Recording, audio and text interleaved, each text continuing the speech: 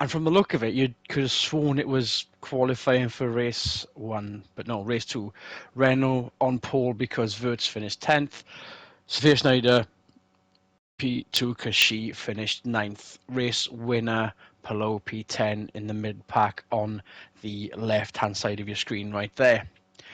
Okay, so a very lively German crowd, all well wishing not just the BMWs, but the surprising amount of Ford fans. There is a lot of Ford Germany support as well.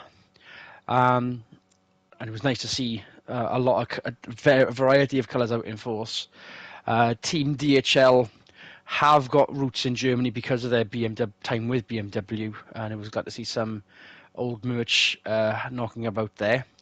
In the pit lane, though, well, it wasn't exactly worried faces at Tamiya Honda, but me, Adrian Megaris, and Nicholas Winnerton did have a word with them.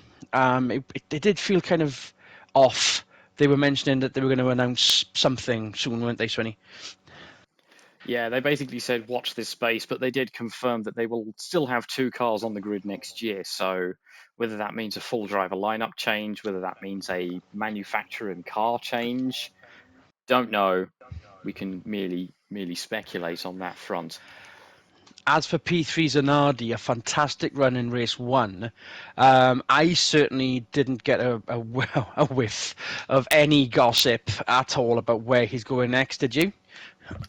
No, as I said, the only thing Oh, I can do right now is put 2 and 2 together and hope I'm not getting 5 with the rumors of what BMW are going to be doing with their drivers and the new seats popping up in America and who's going where.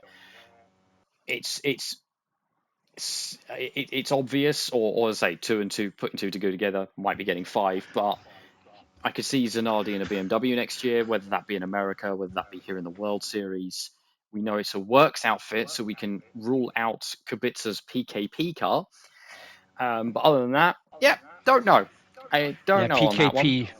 That one, PKP did say, yeah, they're very firmly rooting you, but there is no, they don't have any logistical possibilities for transport outside of, well, almost a permanent base in America. They are routed to Europe, and the occasional travel offshore is possible to keep their footing in the World Championship, but not to have a double stacker in America. Yeah, no, the BMW team in the US is going to be a works team, but it's like a B team sort of sister team thing, so it's a bit convoluted, but it's technically counted as a works effort that will be going for overall honours, not just privateer honours.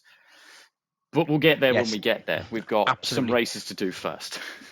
We'll hope to see it, but obviously we hope to see what happens once the lights go out this time by. I'm expecting a bit more fireworks, but it's a very rear-wheel drive inside there.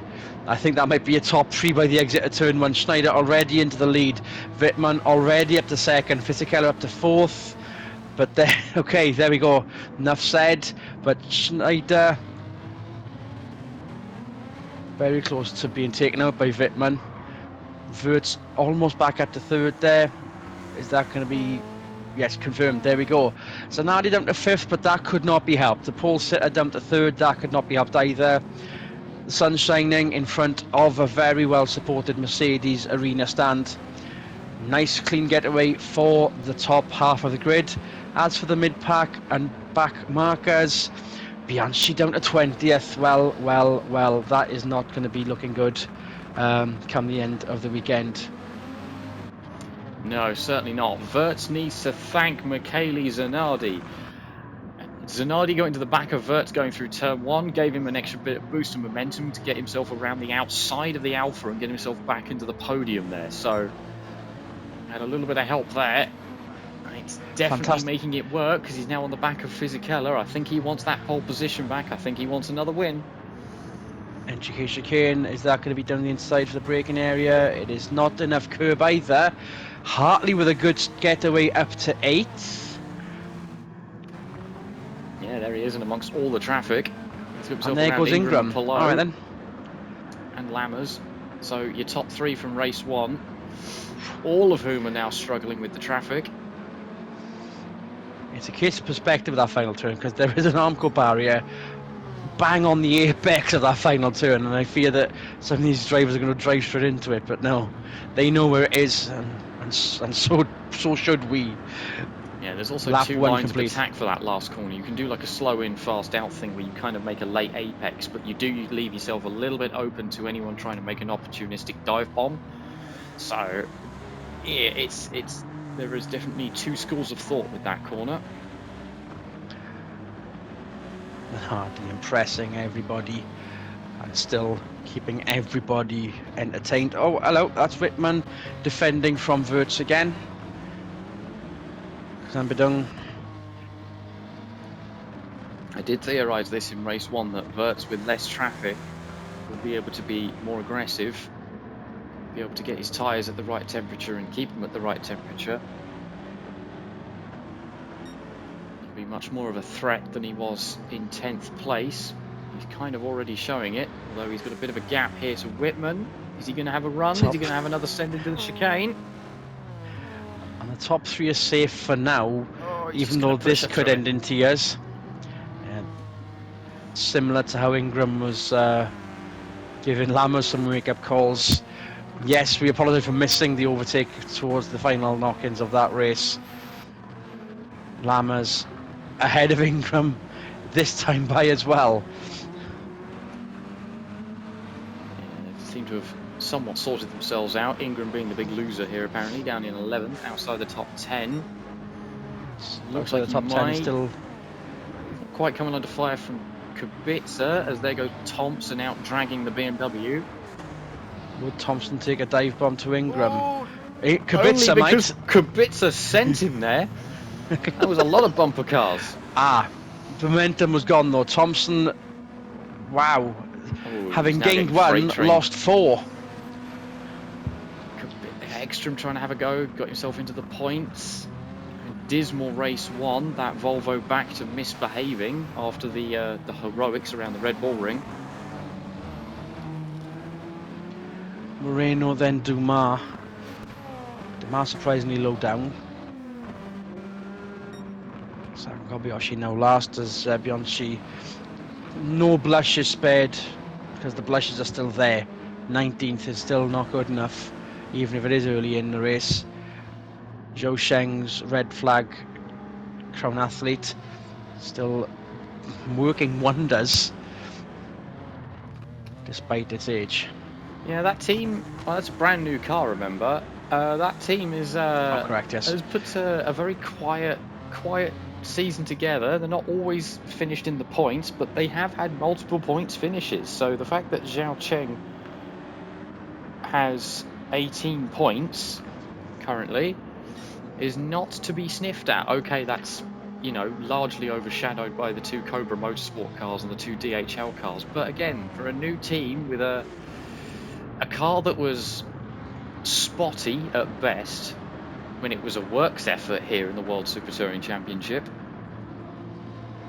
with a driver who is unfamiliar with a lot of the tracks on this calendar. I think the only track he's been around before is Fuji, as and when we get there.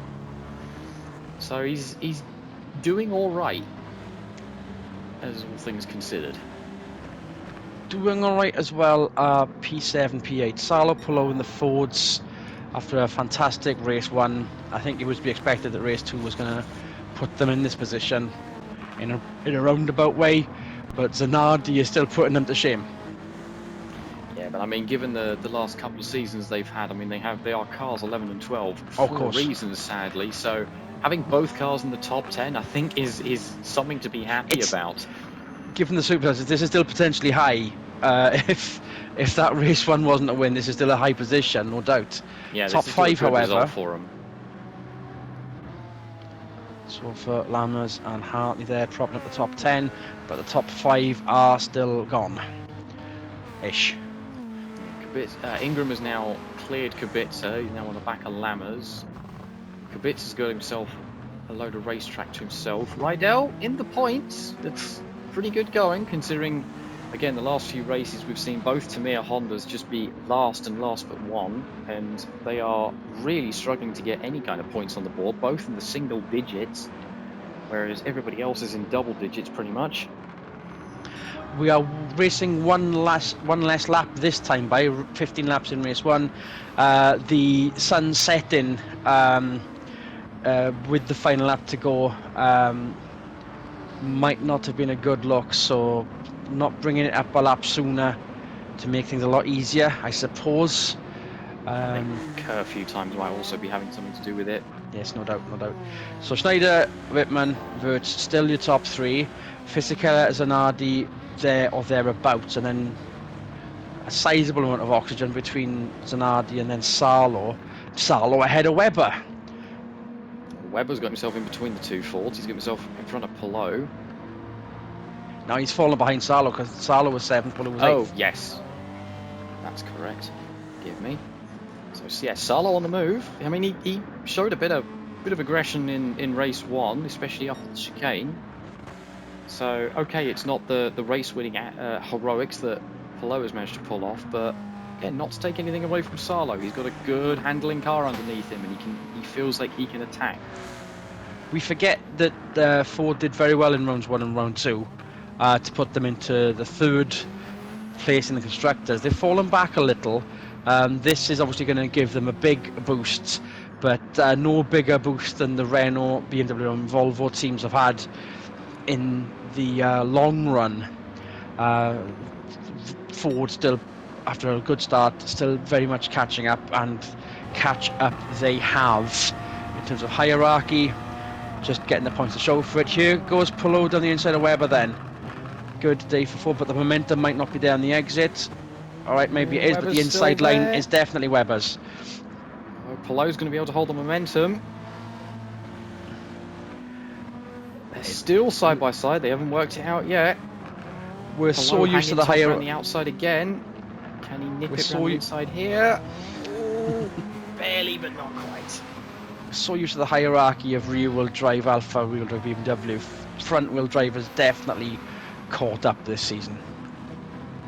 Yeah, I mean, we've had a few races where it's almost been a two-class affair of BMWs and Alphas occupying the top 5 and then everybody else behind them.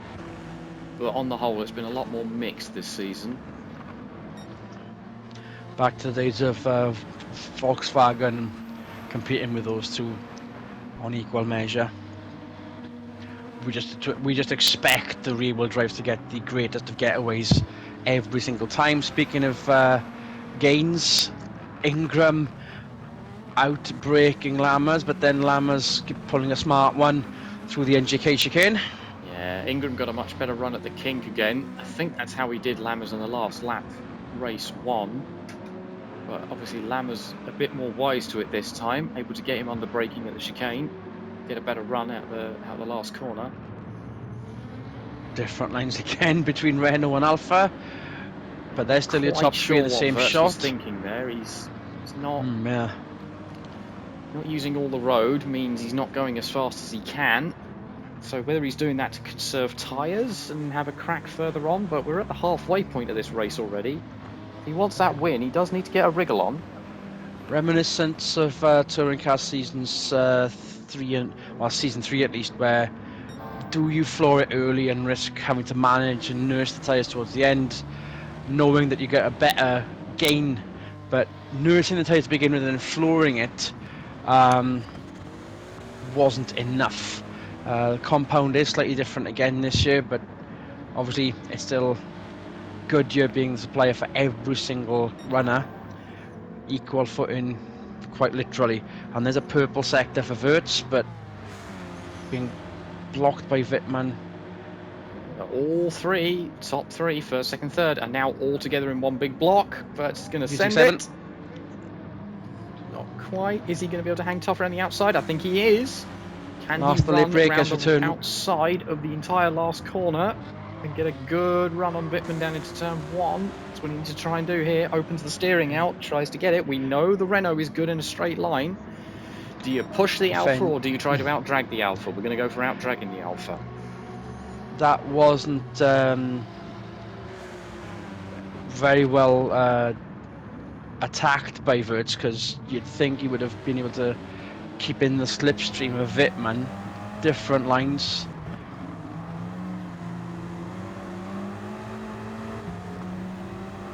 So Schneider still leads in front. Out again into the section here. It's sector 1. Schneider still holding on to that lead. She hasn't had a win in over a season now. She's on a very long dry streak. So a win would be incredible news for her, the team, and the fans. That whatever happens here, the top 2, whoever wins of the top 2, that becomes 10 winners. Wirtz is still chasing his 4th of the season though. 9 winners since Palou crossed the line earlier. Nice variety going on. It's not as obviously we mentioned how well front wheel drive are doing, and therefore the predictability of the winner has been a bit widespread throughout. Yeah, the Rumbly backed out of it there. Yeah, it's not been quite the craziness that was season 1 of the Japanese Super Touring Championship that ended up with about half the field winning a race. I don't think anything would be as crazy as that championship, and you'll find that on this channel somewhere. Well worth the repeat watch. Of course, the Japanese especially if you're a Chaser fan. The Japanese series has been enjoying its season 2 with plenty of weird ups and downs. That has been broadcast onto Gran Turismo 7 directly with a weird endorsement deal. But it is there. It's a very entertaining, very intriguing endorsement deal. You'll see the onboards. You'll see every corner. Yeah, it's fully interactive, so you can go and choose to follow which car you want at any point.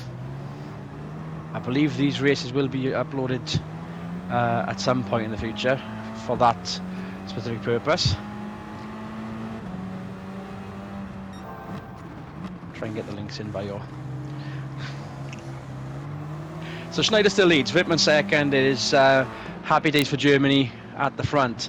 Happy days for Austria nearby. The neighbours are happy too. There's Nico Wirtz back where he belongs.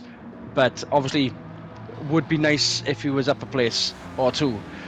Yeah, I mean, Renault choke or no choke, it's nice to see Wirtz back at the sharp end of the grid where we're kind of used to seeing him. Of course, he was very good in that Sirocco. The Golf kind of hindered him a little bit. He's landed on his feet at Renault, and he's able to show what he's capable of again instead of messing around with privateers at the back. Michele Zanardi still proving that there can be a gem of a rookie to be found within the world of motorsport, P5, but there is a works effort gaining or 2. Yeah, Ingram I mean, Fisichella, I think, is outside backing the top everybody 10. Up between Fisichella and Ingram into a big train. So there's going to be some traffic, some chaos, some tripping over each other.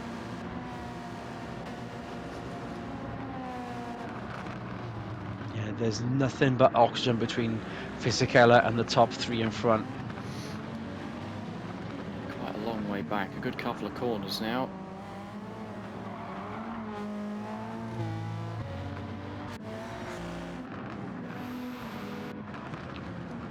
But once again, everyone just holding station so far, just concentrating on their race, their line, their apex. Scuffs and scrapes notwithstanding. But there's definitely 3 distinct groups of the top 3, and I think Wirtz just took second. He missed that. Certainly there did. He is. So that means you get the better momentum. Purple sector again. We've seen that a couple of times now. Therefore, he should gain ground on Schneider now that nobody's in front of him. Gentle hopping of the curbs there, not too aggressive. Yeah, not overdriving it like he's done before, missing the second apex. Took a late apex for the last corner. That was that slow in, fast out line I was talking about. 4 to go. Fastest lap, Nico Wirtz, so he's on a charge. He wants that. He's been threatening that fastest lap for the last 3 laps, but there was an Alpha in front. Now there isn't. It is going to be very interesting for battle on German soil between France and Germany, and indeed the Austrian driver.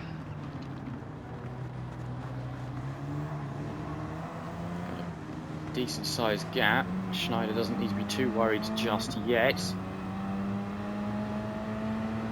That is a slight subtle gain then. I do not think, I mean, Schneider will have to respond to that fastest lap somehow, but it's not, you can see that it is not happening. That is a slow BMW, or slower BMW if ever there was one, right in front of us now. Yeah, I was going to say that Schneider's race engineering mechanics will have been analysing Wirtz's lines and telling her where he's quick and where he's not, but I think we've just seen it on camera. It was that entire hairpin and back section. Chicane inbound, here's where it could happen. Sending it! It might. Curb! Aggression. More curb. There's still a beamer there. We're going to be too wide through the last corner. Are we going to have a drag race down the fast start-finish straight? A bit too aggressive into the chicane, but obviously gentlemanly on the exit. Schneider still leads, but that is not going to be a fastest lap for Wirtz this time by almost 3 seconds in effort. But the effort is still there. Here it comes. Here comes another send. Haukarken. Ooh, not quite. He backed out of it. That's surprising. But did Schneider that gets a good rotation at the apex, though. That's going to give a good exit into turn 2. This is where I think the BMW is the better car, is through sector 1. But Wirtz is going to make it all back up again at that hairpin. Decent enough getaway for Schneider after that tussle at the NGK chicane. Wittmann not close enough, but here's the gain again. Even closer this time by. Schneider gives him just enough room. The Kazan-Bedung bypass. Michelin curve. Kind of parks it on the apex to get the extra rotation he needs. That's not going to help his efforts. Takes a lot of exit curb compared to Schneider. Yeah, the purple sectors are now gone, nearly a whole second slower after trying to make his presence known to the rest of the touring car field in timing. Not as hard of a send, lots of curb again. Misses the second apex, kinda. I think he knew where the aggression would have been there. Bailed out of it sooner rather than later. That might have ended in tears for both of them, if not just Schneider. Schneider still leads. There is now 2 to go. Wirtz has got a lot more. He got a much better run out of that last corner, so he's going to have a run on Schneider going into turn 1. Again, he brakes early. We know the BMW is very good on its brakes. There's rotation again. Oof, that sounded painful on the exit. High revving. Rev limiter. It's not going to help anybody apart from Schneider. Again, Schneider makes the ground up through the first sector, through this technical twisty section, because that's what the BMW likes compared to the Renault. We might stick with it because brings it all back again. Because the rest of the field has not changed. Fisichella is still 4th, then it's Zanardi, Sala, Webber and Polo. We've seen that for the last 3 laps. Fingers crossed we see it again before the end of the race, but for the time being this is actually a quite entertaining seesawing of the gap between first and second. I think there's going to be a large amount of the audience just willing that BMW absolutely to keep going and stay in front of the Renault. And whilst that's happened, Wittmann has just sort of thrown the white flag, it seems. Alpha 3-4, but it's down to Fisichella, but it's also down to Wirtz down the inside. Lots of curb. Lot less aggressive that time by, but still Schneider leading. She's doing an incredibly good job of defending where she knows she can, giving Wirtz just enough room, but not enough for him to get past. But this is another good run. One more time. Drag Schneider. I'm not sure she's going to be able to do anything about Renault this, however. power. Last of the late breakers. Haukarken turn 1 in front. Outbrake and go around the outside. She's going to try. In front of Mercedes Arena. Could not get that rotation that time by. Renault leading. A happy Wirtz finally into the lead. He's only going to lead not for the first lap, time. But it's going to be the lap that matters. Absolutely.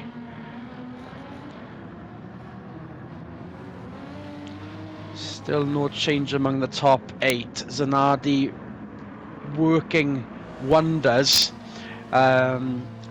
you'd have expected. I mean, maybe you have, maybe you don't expect it from Ford's factory effort to say let the let your better through, but he has been better this particular race. Thompson back down to 14th. Ekstrom scraping a point. Moreno better than race one, but still not good enough to get a privateer point. Bianchi 18th. That is an absolute nightmare for that particular driver, for that particular Renault, in that particular team. The choke isn't really happening, but it's making its presence known. But when your most experienced driver is crossing the line in first, does it really matter on the day? For the championship it might, and for Wirtz's championship, fastest lap again. Schneider pretty much surrendering the lead in that final lap. Wittmann, knowing that she had all her efforts in trying to maintain a top two finish. Alpha with some promising points. Zanardi with some excellent points. Ford also.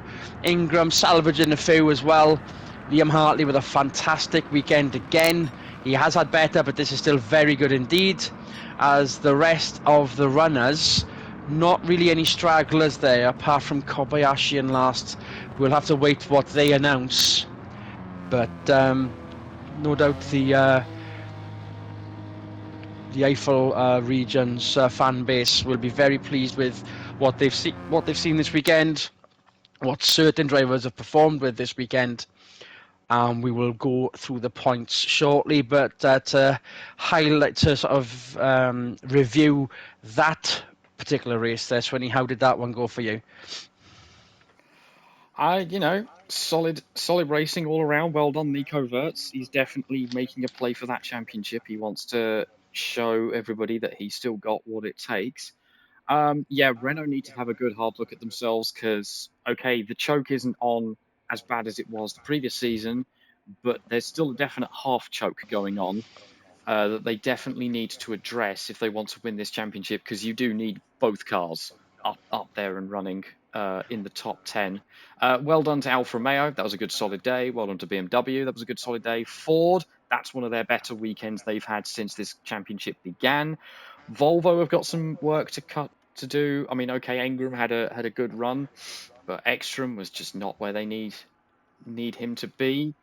And then obviously I'm very much looking forward to seeing and hearing what the Tamiya cars are planning for the future, and hopefully we find out finally where Zanardi's going.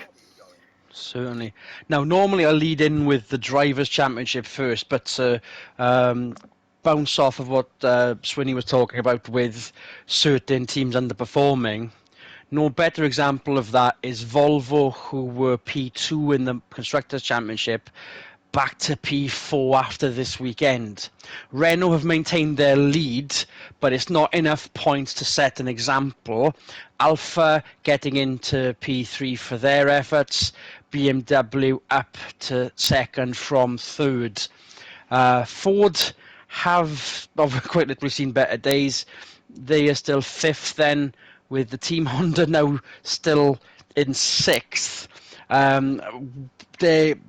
It's a strange scenario to have because we have seen 7 teams in the past, so there is some strong work efforts, but you hate to be last in that pack despite Honda's pedigree. So we'll then go straight to the Drivers' Championship where Wirtz has managed some substantial points, but Ingram is closing with Fisichella now up to third. Bianchi pretty much swapped places with Bianchi, who just didn't go anywhere. He came into this weekend with 150 points. He goes out of this weekend with 150 points. Jamie Webber still holding on to fourth then.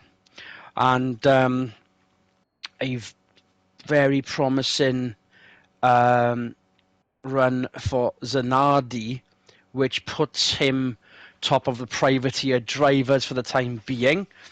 And therefore, no better example of well, it kind of was. Yeah, from the last weekend, he had managed to put some decent points in.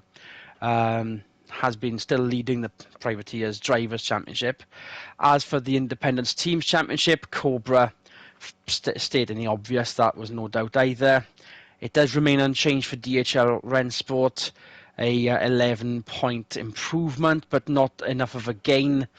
They are pretty much, unless, well, I've said it several times before, it's not really a catchphrase, but unless something really stupid happens with Cobra, I think it's DHL with second.